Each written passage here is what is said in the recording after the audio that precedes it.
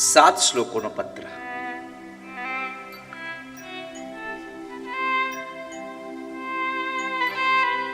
એક એવા ભાવ સાથે માં રૂકમિણીએ પત્ર લખ્યો છે ભગવાનને. પહેલા શ્લોકમાં તો સંબોધનમાં જ લખ્યું, સાંભળો.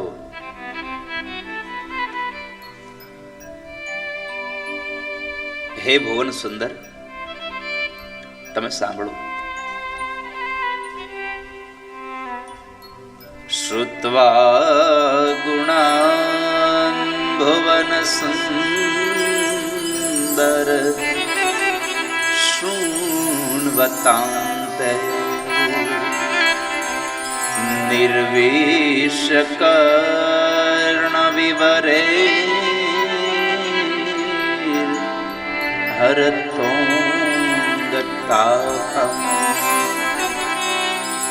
રૂપમ દૃશાં દૃશ્યમતામ અખિલાર્થનાભં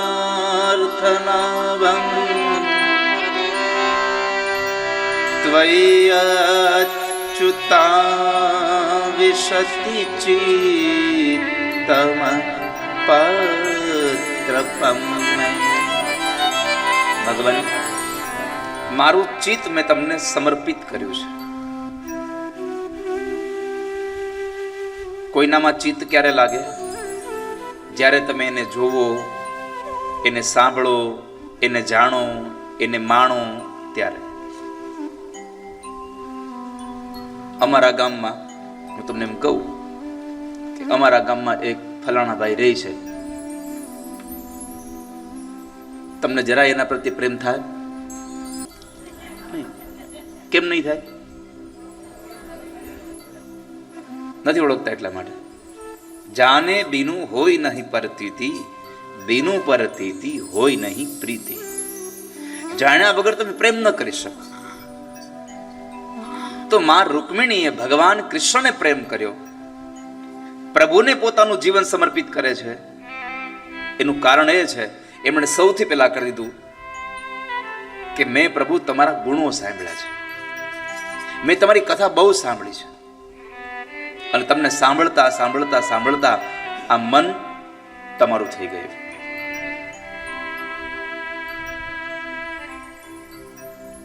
તમને જોયા નથી પણ તમને સાંભળ્યા છે બહુ, અને તમારા સાંભળવા ઉપરથી આપણે કામ નક્કી કર્યું કે આવું હશે આ માણસ,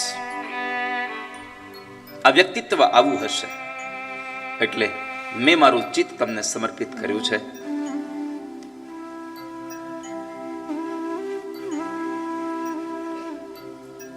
મેં તમારી હારે સંબંધ બાંધ્યો છે.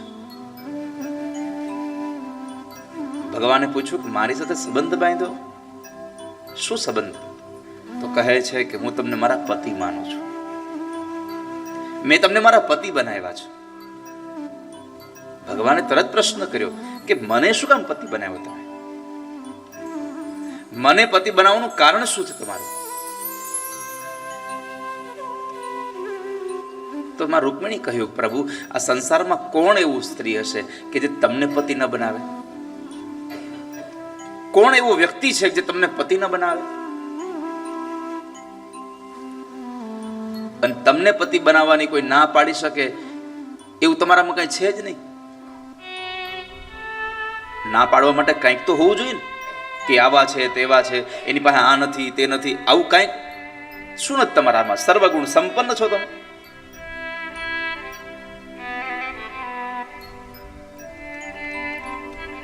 તમને પતિ બનાવ્યા એ માટેનું મુખ્ય કારણ એ છે,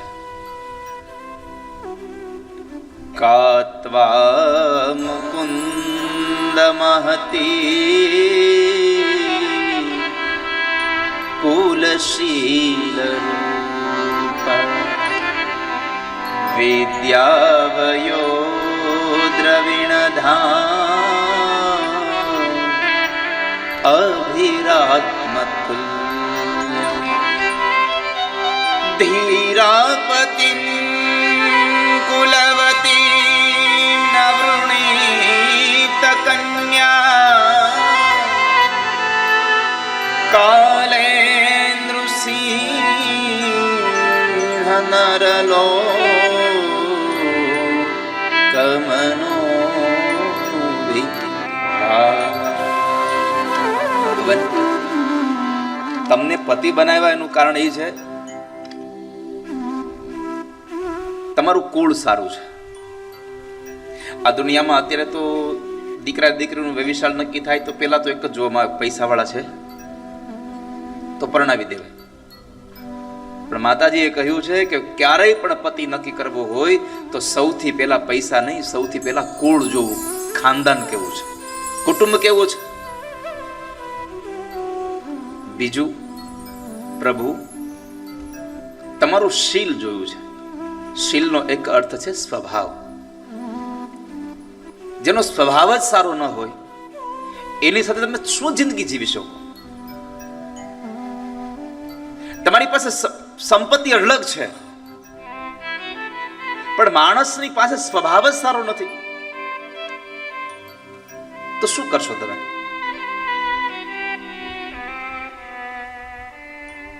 કેમ જિંદગી જીવાય એની સાથે? તમને રોજ સોનાના થાળી વાટકામાં જમવા આપે પણ જમવાનું પરમાટી આપે તમે શું કરો? તમે ક્યારેય કોઈ હિંસા ન જોઈ હોય અને છતાં તમારી થાળીમાં કોઈ પશુનું પરમાટી પીરસાય, એ સોનાના થાળી વાટકામાં જમવાનો આનંદ આવે? કેમ? ભલે પતરાળીમાં તમને જમવા આપે પણ સાત્વિક ભોજન હોય તો એનો આનંદ આવે.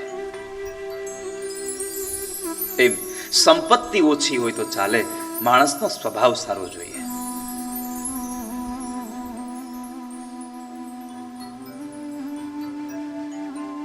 જેનો સ્વભાવ સારો છે એનું જીવન ધન્ય થાય છે. તો પ્રભુ તમારો સ્વભાવ સારો છે અને ભગવાનનો તો સ્વભાવ એટલો સારો છે. આ દુનિયામાં પરમાત્મા એક એવા છે કે જે આપણી બધી જ ભૂલોને માફ કરે છે, આપણી બધી જ ભૂલોને છોડી દે છે. બાકી ઘણા બધા લોકો ખાલી ભૂલ જ પકડી રાખે અને અમુક પકડે ને પછી એને મુકતાય ન આવડે. હા, એ પકડે પછી છોડે નહીં. એ સાચું ખોટું જે હોય એને મનમાં આવ્યું એટલે પતી ગયું.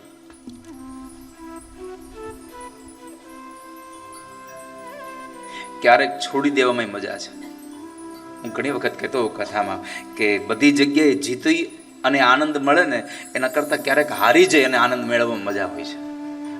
બધી જગ્યાએ જીતવામાં મજા નથી, ક્યાંક હારી જવામાં મજા હોય છે. ક્યાંક જતું કરી દેવું જોઈએ માણસે. પ્રભુ તમારો સ્વભાવ સારો છે.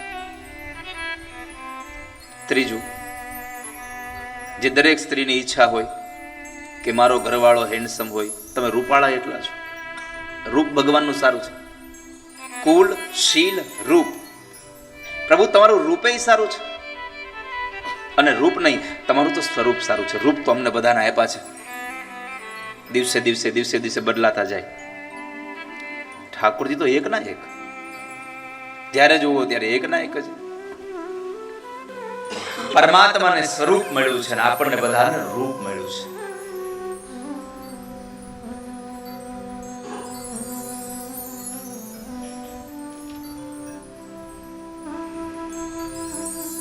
આપણને જે મળ્યું છે એને એટલું બધું આપણે સાચવીએ છીએ.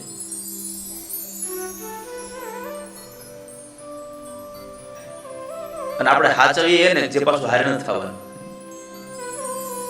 આપણે એટલી બધી એની કાળજી લઈએ જે હારે ન થવાનું. તું ખૂબ માથે જેને જાળવવા એ જોબન સાથે નાવે. ખૂબ માથે જેને જાળવવા એ જોબન સાથે તું જેને જાળવવા માટે એટલા બધા મહેનત કરે, એટલા બધા પ્રયત્નો કરે છે, છતાંય એ યુવાની એ યૌવન તારી હારે નહીં આવે.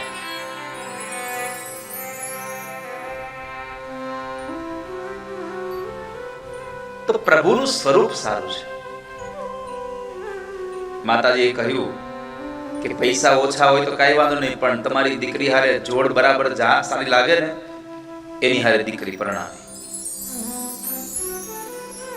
પૈસાના મોહમાં, સંપત્તિના મોહમાં ગધેડાની ડોકે પછી હીરો બાંધવો નહીં.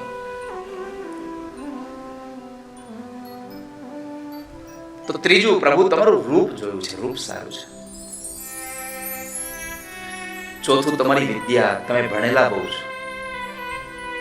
પરમાત્મા 64 વિદ્યાઓને ભણેલા, 64 વિદ્યાઓથી પારંગત છે ઠાકોરજી. 64 દિવસ જ ભણ્યા છો. 64 દિવસમાં 64 વિદ્યાઓ ભગવાને પ્રાપ્ત કરી છે. પ્રભુ તમારી વિદ્યાઓ બહુ સારી છે. તમે ઉમ્ર લાયક છો, તમારી લાયકાત બહુ સારી છે. દીકરા દીકરીઓના લગ્ન અમુક ઉંમરમાં કરી નાખવા જોઈએ ને, અમુક ઉંમરે જ કરવા જોઈએ. યાદ રાખજો. આપણે તો કેવું થાય કે દીકરી ભણતી હોય, હજી ભણવાના 6 મહિના બાકી હોય ત્યાં આપણે એનું વિશાળ કરી નાખીએ, અને જેવા એના ભણતર પૈતું એટલે તરત લગ્ન કરી દઈએ.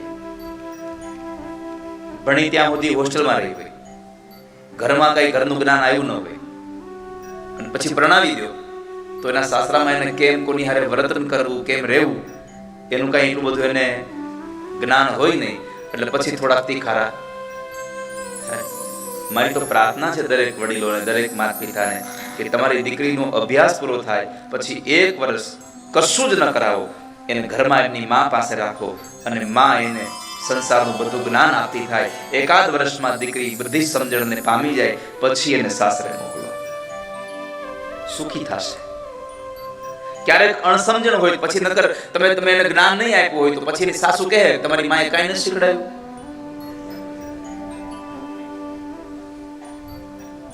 બરાબર છે ને? આ વાત આમાં તો ઘણા બધા હાંડલું હોતું હતું.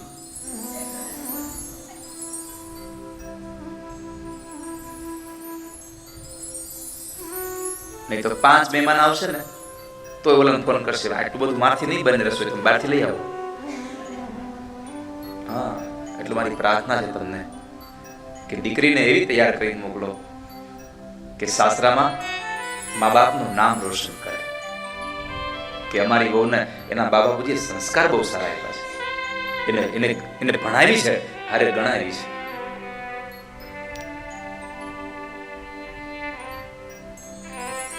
તો તમારી વિદ્યા સારી છે, તમારી ઉંમર સારી છે. 6થા સ્થાને કીધું પ્રભુ તમારો પૈસો બહુ સારો છે. દ્રવિડ કહેતા પૈસો, તમારી સંપત્તિ બહુ સારી છે. અને ધામ ભી એટલે કે તમારું ઘરે બહુ તમારું સારું છે. સોનાના ભગવાનના મહેલ, તમારું ઘરે સારું છે. આ બધી જ વસ્તુ સારી છે. હવે બોલો, હવે શું તમારા ના પાડી? અમે પૈસા વાળા હોય તો કોઈ કેમ કે રૂપ વાળો ભાઈ નથી, દેખાવડો બરાબર નથી કરવો. દેખાવડો હોય તો કે ભાઈ ભણેલો નથી, ભણેલો હોય તો એમ કે એનું ખાનદાન બરાબર નથી. આપણને કાંઈક નું કાંઈક આપણને નડતું હોય, પણ કૃષ્ણમાં તમે મને એક વસ્તુ બતાવો જે આપણે તમે કહી શકો ભાઈ આમાં આ ખામી છે. બધું જ એનામાં છે. તો પ્રભુ તમારું ઘરે સારું છે. અને ખાલી ઘર જોઈને દીકરી ન દેવાય, વર જોઈને દીકરી દેવાય. ઘરમાં બધું હશે, વરમાં કાંઈ નહીં હોય તો ઘરમાં કાંઈ નહીં રહેવા દે. ઘરમાં બધું હશે પણ વરમાં કાંઈ નહીં હોય તો કાંઈ ઘરમાં નહીં રહેવા દે. ઘરમાં ભલે કંઈક ઓછું હશે પણ વરાજામાં જો સારી બુદ્ધિ હશે તો નવું ઘર ઊભું કરશે. માટે વર જોઈને દીકરી દેવી, ઘર જોઈને દીકરી ન દેવી કોઈ દિવસ. ખાલી મોટો બંગલો જોઈ જાવ એટલે દીકરી ન દેવી જોઈએ. તો માતાજીએ બીજા શ્લોકમાં કહ્યું, પ્રભુ આ બધું જ તમારામાં જોઈ અને મેં તમને મારા પતિ બનાવ્યા છે.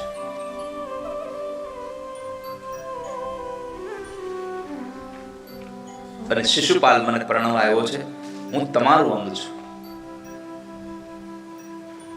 શિશુપાલની શું તાકાત છે કે મને સ્પર્શ કરી શકે?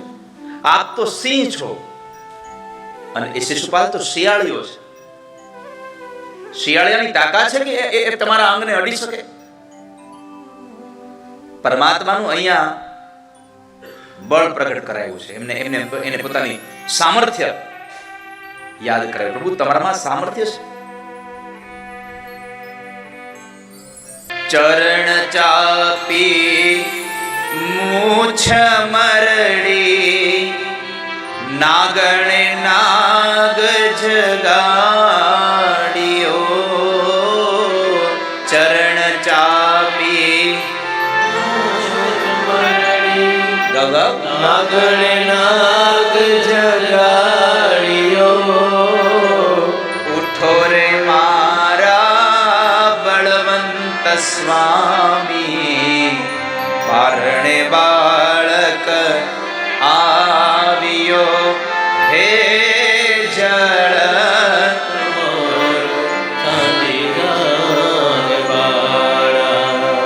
સ્વામી અમારો જાગશે જાગશે તને મારશે મને બાળ હત્યા લાગશે. જળ કમળ છાડી જાને પોતાના પતિને ચરણ ચાપી. એક ગીત છે ખબર છે? એક જણા ઘરવાળાને ઉઠાડ્યો. કેમ ઉઠાડ્યો? અંગૂઠો મરડીને પિયું ને જગાડ્યા.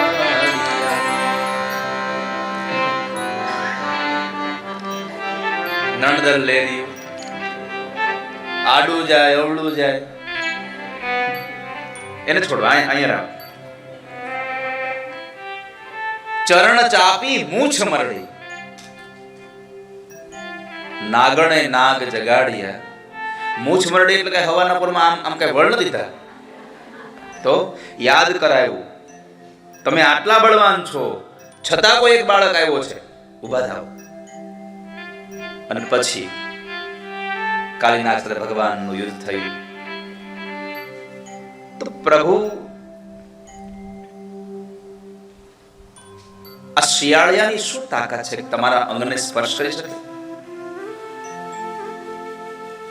મેં તમને મારા પતિ માન્યા છે.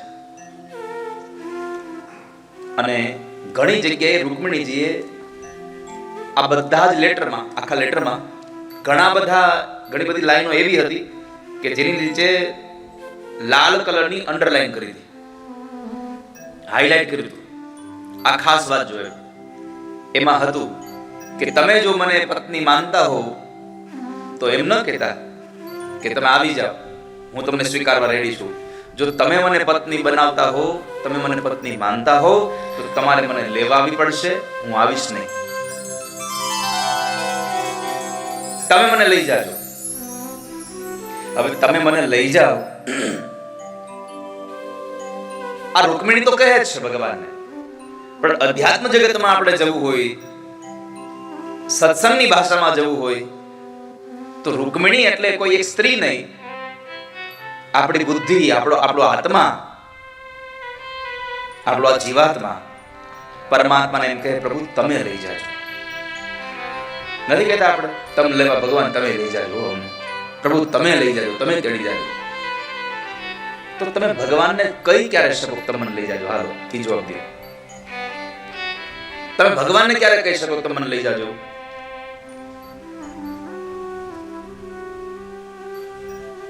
કઈક તો જવાબ દો.